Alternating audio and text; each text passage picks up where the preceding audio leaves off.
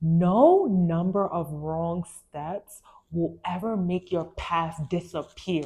It can't happen. What's for you is for you. It's lining up for you. And I know it sucks. I know it sucks. I know it sucks. I know it sucks not making the right decision because I recently felt like, oh my God, I didn't make the right decision. It doesn't feel good, but low key, high key, and I mean this respectfully and I like gently too. Every decision we ever make is the right decision.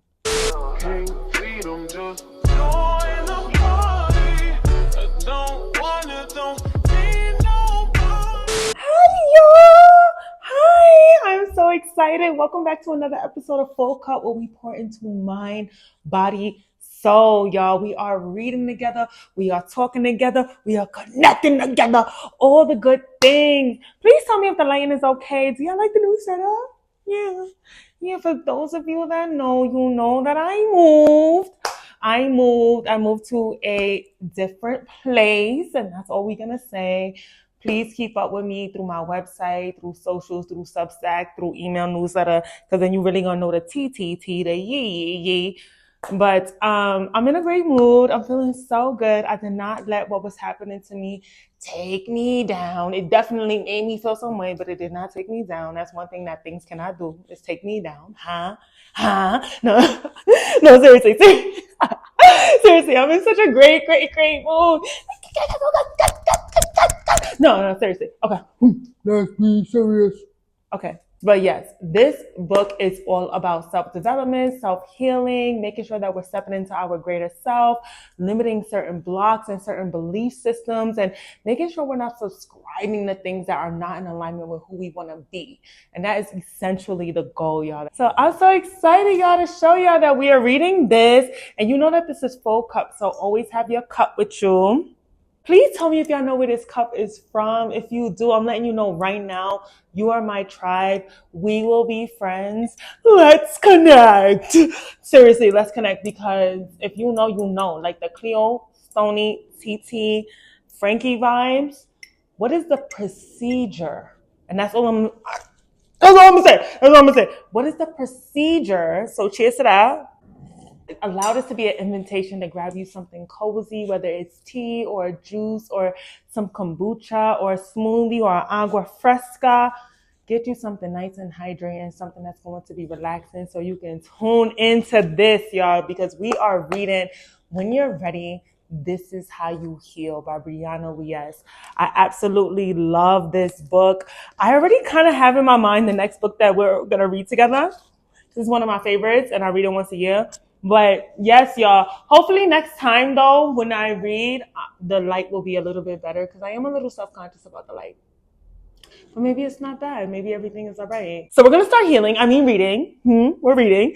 But we're going to start reading, and the chapter that we're on is, within the emotions you are afraid to feel, exists the wisdom your soul is waiting to receive. First off, the title ate real bad. All right. Within the emotions you are afraid to feel, exists the wisdom your soul is waiting to receive.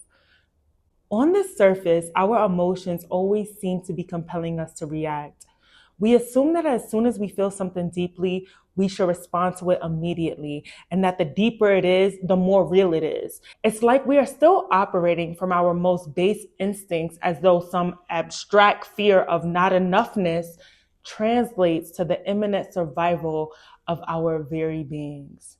Okay, what does she mean by that? I want to keep talking. This impulse can often lead us to resist those emotions, fearing not that they will last forever, but that if we allowed ourselves to experience them completely, they will drive us to make choices that we'd have to live with forever.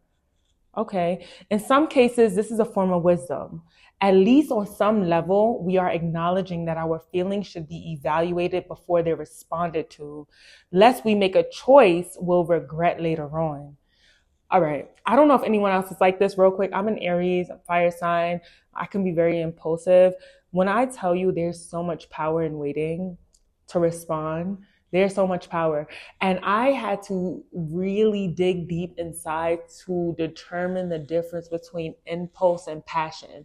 It's easy for the two to flirt, to be like, oh no, I'm not impulsive, I'm passionate. I just go for what I want. I know what I like, I go. No, there's impulsiveness. And impulsiveness means like you didn't think about it. Impulsive means that you just went out the window with it. That's not always good. Even though I will say a lot of times that I am passionate and some a little bit of impulsiveness, great things happen. I'm not even gonna front to you. Like great things happen when I jump out the window with certain things. Great things happen when I trust myself. Great things happen when I'm willing to just go out there and like learn on the way. Great things happen, but still there can also be a lot of fear and impulsiveness. It can be a lot of like, I gotta do this. So we don't want that. We don't want that. Always try to like take a quick moment to think about certain things. And then she goes on to say, but what if this is also the very reason we feel so stuck? What if within the very emotions you're resisting exists some code of wisdom your subconscious mind needs in order to sort your reality and make your next move? What if you writing a story about what the feeling means and what you should do about it is avoiding feeling it in the first place?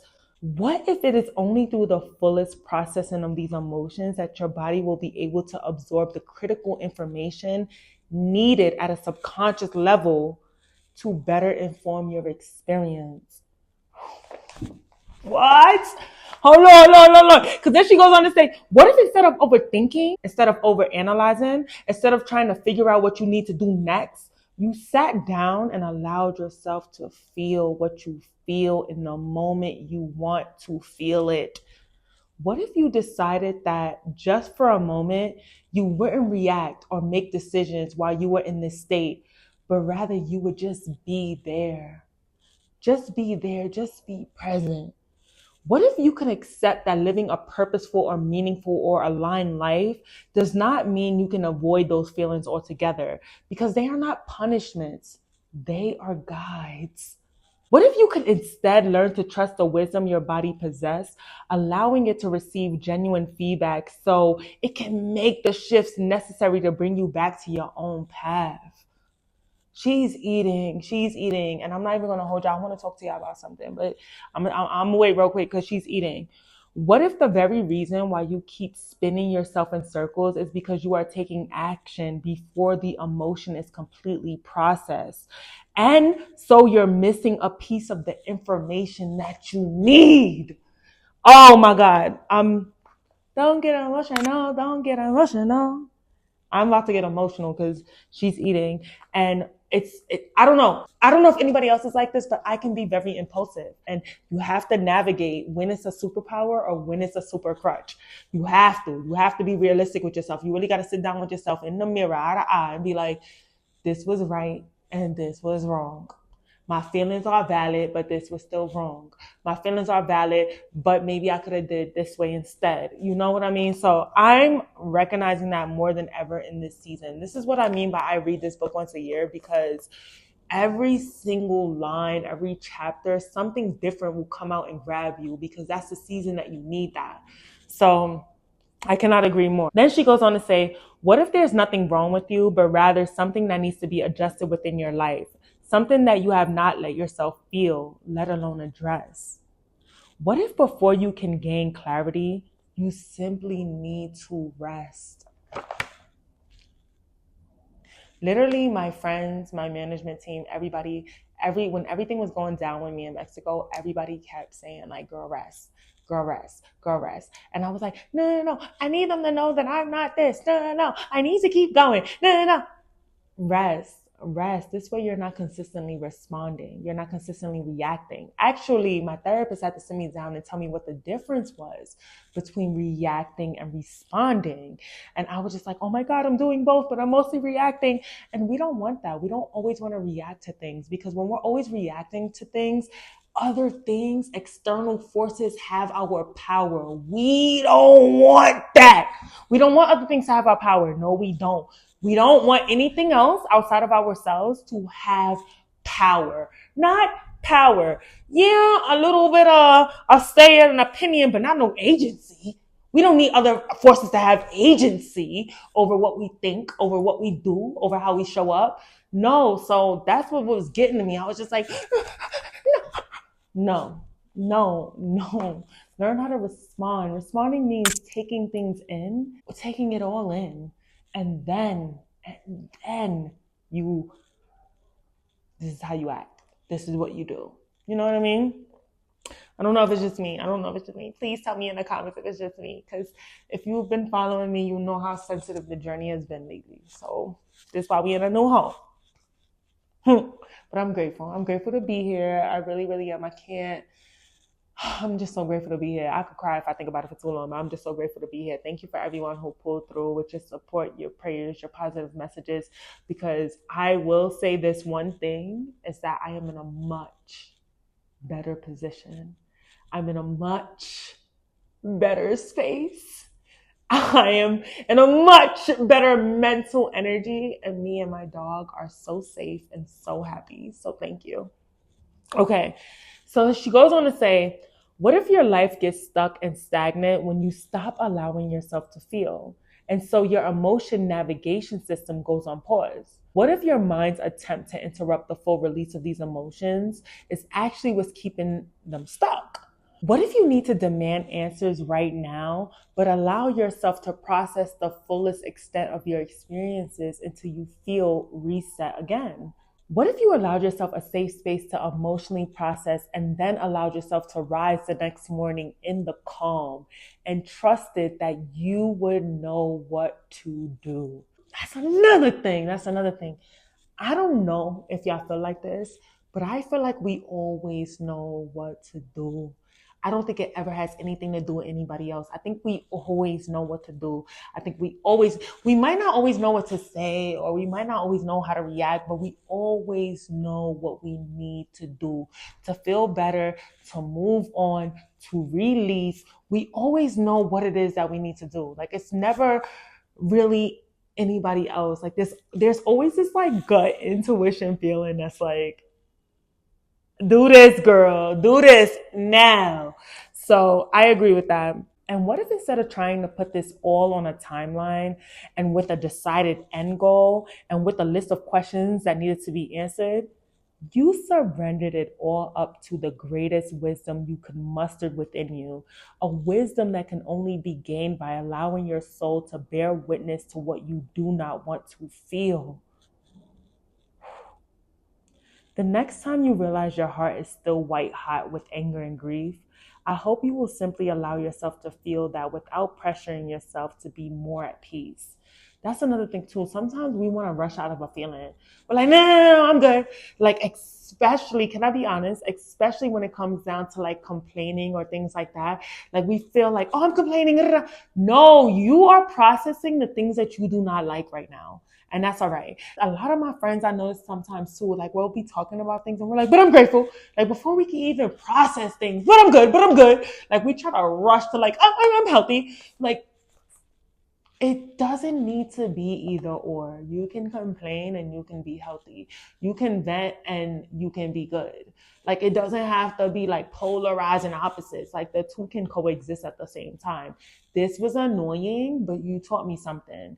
This was unfair, but I learned from it. You shouldn't have done this to me, but thank you. Like, it can be two things. It can be two things. Ha, two things, two things. Ha. No, seriously, like, it could be two things. Like, so I don't know if it's just me, but this is how I feel about that. Then it goes on to say, the next time you think I should be okay, I hope you will not shame yourself into silencing the very instinct within you that is shouting, you are meant for more than this. When I say you are meant for more, I mean that you're meant for relationships that fulfill and energize you. I mean that you're meant to be appreciated and seen. I mean that you're meant to know yourself at your core. I mean that you're meant to experience something within this life, and only you will know what that is. Whether it's hard or easy, simple or complex, happening tomorrow or in 10 years, you will know it when it arrives because it will leave you in a state of wonder and grace. A life of more is not one that expands outward. It's very often one that opens up inward. Whoa! Okay. She ate that. She ate that. I hope you will consider that maybe that's possible for you. I hope you will slowly learn that you can live without a problem to solve or a mountain to climb. I hope you will realize that your existence will not always be a constant well of longing, because once our thirst is quenched, we do not want for more. I hope you will slowly learn to invest your energy not into resisting what you feel, but building what will be out of the wisdom your experiences have given you. I hope you will realize that your first choice doesn't have to be your last one. No number of wrong steps will ever make your path disappear completely. Hold on. Because this is for the people who get hard on themselves. This is for the overanalyzers and the overthinkers and the people who are like, oh my God, did I do this wrong or will I do this right? Hold on, we're going to run her back real quick. No number of wrong steps will ever make your path disappear. It can't happen. What's for you is for you. It's lining up for you. And I know it sucks. I know it sucks. I know it sucks. I know it sucks not making the right decision, because I recently felt like, oh my God, I didn't make the right decision. It doesn't feel good, but low key, high key, and I mean this respectfully and I like gently too. Every decision we ever make is the right decision. It is. It might not be correct or politically sound, but like it will always be the decision that we need at that moment. Always. No funny. Always. There's never been a time, and I can say that in my life right now. There's never been a time I made a decision and I was just like, oh, I can't learn from this. There's nothing to take away. Seldom, very seldom. I don't even think I've had those experiences, but I will say like every decision ends up being the right decision. It depends on how you look at it. And there's a lot of like miracles in shifting your perspective. Sometimes shifting the perspective is the miracle. It is the miracle. I read that in A Return to Love by Marianne Williamson, and she talks about that. She was like, a shift in perspective, she said a shift in perception is a miracle. I like that. And I'm not mad at that. Like, I like that. But yeah, anyways, that kind of made me so emotional, if I'm being honest. Okay. I hope you will realize that the world is bendable and your life is changeable. You did not arrive here to grit through the experiences other people have chosen for you, but to eventually decide upon your own. I hope you will know that you can live within the questions. That's so beautiful. That's so beautiful, because I think a lot of us feel like we need to live within the answers. Like, you can live within the questions. You can feel what you feel without letting it compel you to burn everything down.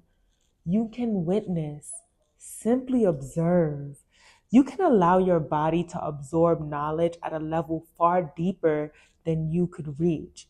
And when the instructions that wisdom offers surfaces at the top of your mind, I hope you will be ready to walk. Your life is waiting for you on the other side.